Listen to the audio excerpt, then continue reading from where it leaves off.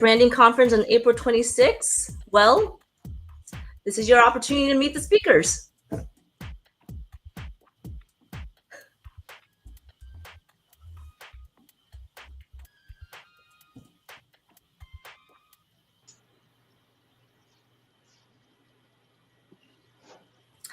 Welcome, welcome, welcome, welcome. My name is Amy Lancy. I am the Story Whisperer, aka the CEO of Untold Story Enterprises. I essentially work with businesses and organizations to help them figure out what are the right words they need to say to speak their audience's language. And I am joined here by a couple of speakers who will be speaking at our branding conference. What's next for your branding on April 26th? And so I'm joined here with Sage Harper and Val Lowe. Hi, say hi, you guys. Hi. Hey, everyone. Awesome. So I wanted to take this opportunity to really just highlight you because the audience they're getting excited about the conference. They want to know more about what they can do to really polish their brand, to get their brand out there for visibility, and how to really market themselves as the expert. And I wanted to do that. I wanted to show the experts that they're working with. So let's go to Sage first. Sage, can you just introduce yourself briefly? What you're all about and who you serve and all that jazz. Absolutely. Hi, everyone. I'm Sage. I've been in marketing now for 8 years. Our company really focuses on top of funnel. So we're all about setting up that initial voice of who the business is and what kind of problems they're solving. Mm-hmm. So for branding and when it comes down to customer experience, we're like that initial litmus test and that initial visibility on a brand. So it's so important for continuity of messaging and all those other things to make sure that we have the same flow throughout our whole flow of marketing. So basically, it sounds like you take the customer's brand and you test different marketing messages and strategies to see what is best for them to reach their audience better and faster. Absolutely. Yeah. What we really try to distill down to is what the customer problems are, and not just physical problems. Usually we look more at the emotional problems as well, because we all know we're victims of emotional purchasing. That's how we purchase in general. We use logic to justify. So when we get down to the distilled part of how is this making you feel, that's typically a good motivator to be that catalyst for change. And then it allows us to roll out that experience of what we feel that we can provide via our customers, of course, and how they feel that they can solve that problem and differentiate themselves from others. I love that you touched on shiny object syndrome without actually saying shiny object syndrome, but it's so true. I remember the first few years of my business, I fell for shiny object syndrome so many times. Like, oh, look at that shiny new piece of software. Oh, look at that funnel. Oh, look at that new guide that I can buy from whoever guru and then hopefully make $1 million in my sleep.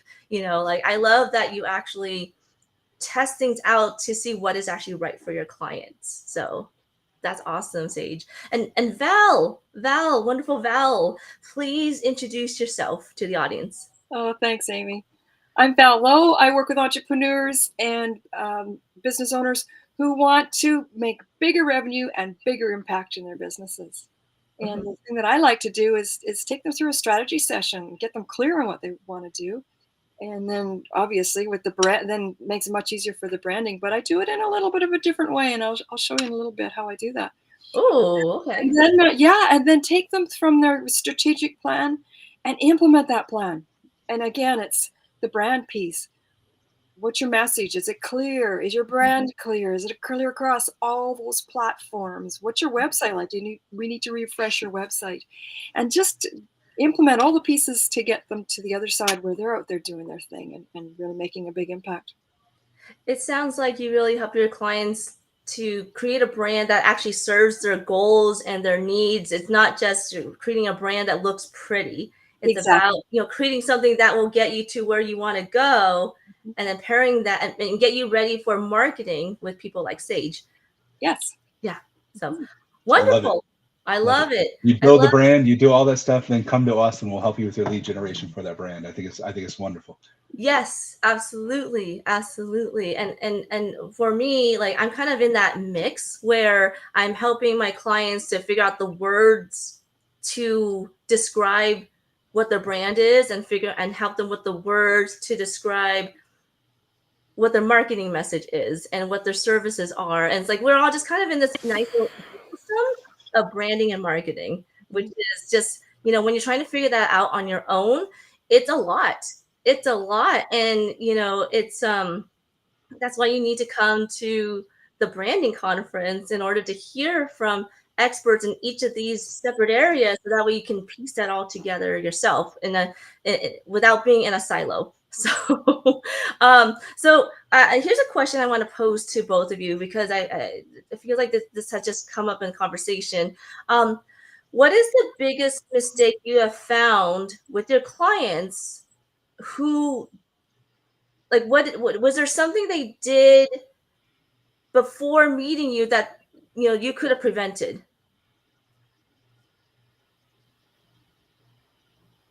Go ahead. You can Oh, answer let's see. first. Val? Yeah, Val? sure, sure. Um, you know, I always go back to clarity in strategy. What are you doing? Where are you going? And a lot of times it just kind of gets stuck. And you're talking about shiny object syndrome. I Mm-hmm. coined it EDD, entrepreneur distraction dilemma, I because we love get in that shiny objects, distractions, all those places. And if you don't have that clarity in that direction, then you spin your wheels. So that's the kind of things that I see before they even come to visit with me. I mean, we could save a lot of time if they just got some clarity.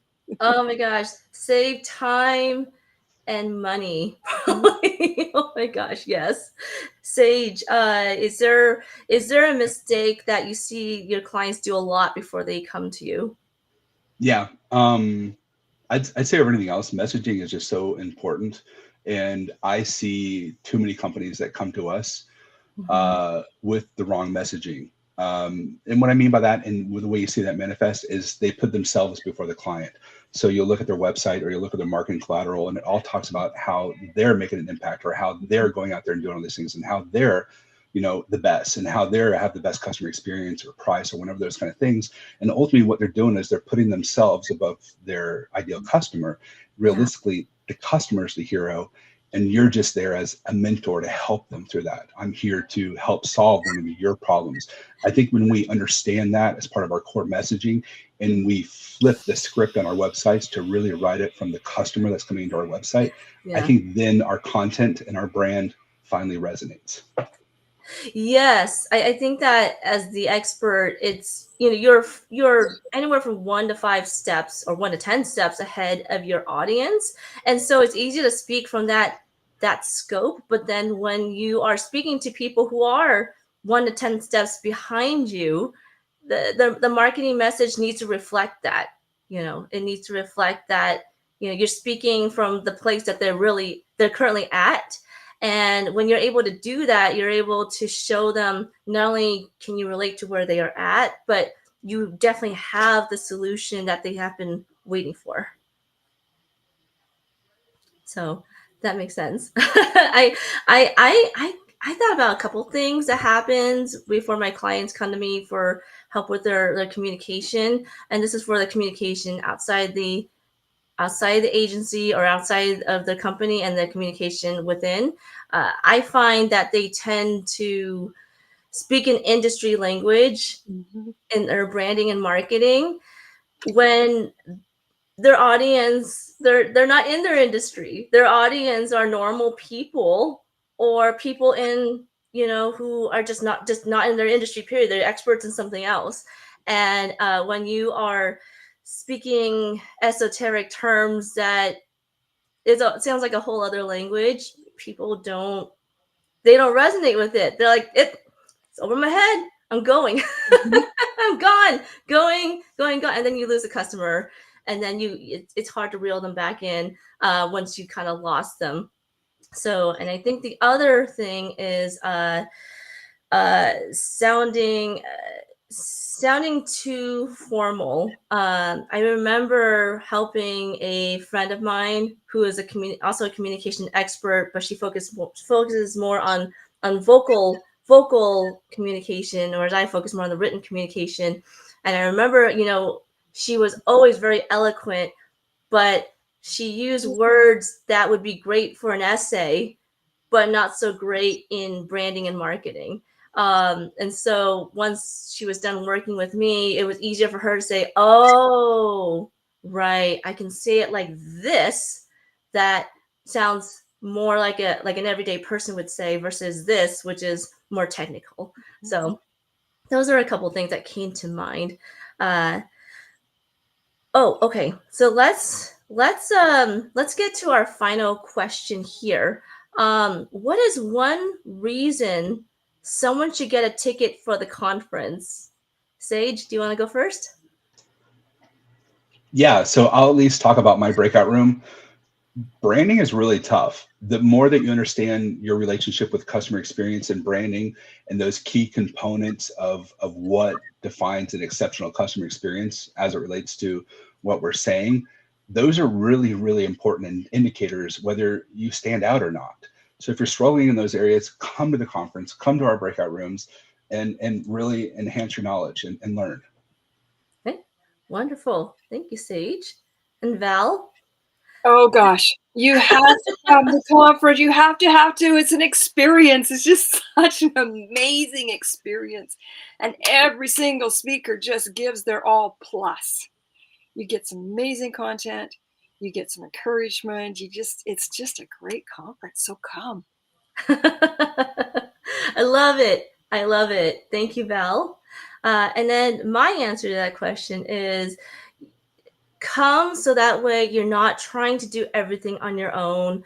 If you've been down in the dumps with your brand, if you have no idea what you're doing, this is a time to join a community of people who are just like you or a little further ahead, and get the expertise that you need in order to keep fighting for the dream. So come to the branding conference on April 26th from 9 a.m. to 3 p.m. Pacific Standard Time, and we can't wait to see you there.